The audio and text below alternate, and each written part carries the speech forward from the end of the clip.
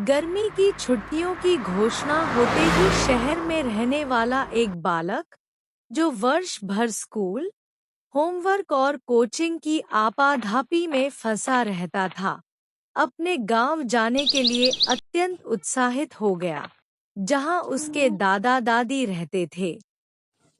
गांव की यादें उसके मन में ताज़ी थीं।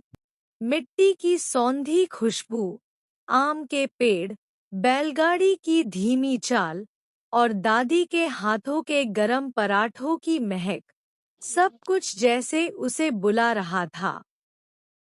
जैसे ही वह ट्रेन से उतरा और गांव की पगडंडी पर चला, उसे बचपन की वो हर बात याद आने लगी जो शहर की भागदौड़ में कहीं खो गई थी। दादाजी ने उसे खेतों में ले जाकर हल चलाना सिखाया, सिंचाई की विधियां बताईं और उसे मिट्टी से जोड़ने का महत्व समझाया।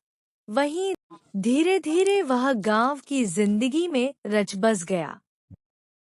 वह सुबह सूरज उगने से पहले उठकर पशुओं को चारा डालता, बच्चों के साथ तालाब में नहाता और फिर खेतों में काम करता। गांव के बच्चे उसके दोस्त बन गए और सभी के साथ मिलकर वह खेलता, पढ़ता और योजनाएं बनाता। एक दिन गांव का पुराना कुआं टूट गया और पानी की समस्या ने सभी को परेशान कर दिया। उस बालक ने पहल की और दादा दादी के साथ मिलकर गांव वालों को संगठित किया, योजनाबद्ध तरीके से समस्या का समाधान किया। इस काम में उसने कई नई चीजें सीखी, ईंट पत्थर का काम, लोगों से संवाद करना और धैर्य रखना। साथ ही उसने गांव के स्कूल में बच्चों को किताबें बांटी, पढ़ाने में मदद की और एक छोटी सी पुस्तकालय की स्थापना भी कर डाली।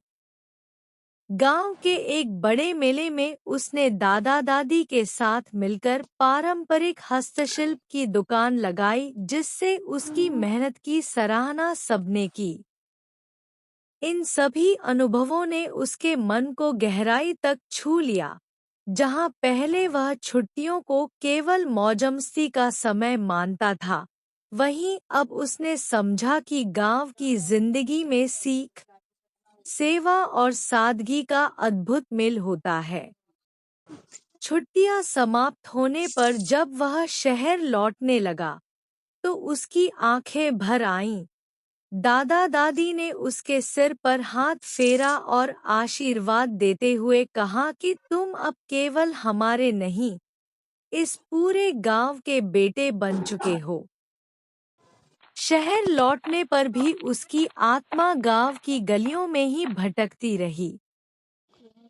वह हर दिन अपने अनुभवों को डायरी में लिखता, गांव के बच्चों से पत्राचार करता और अगले वर्ष फिर लौटने की योजनाएं बनाता।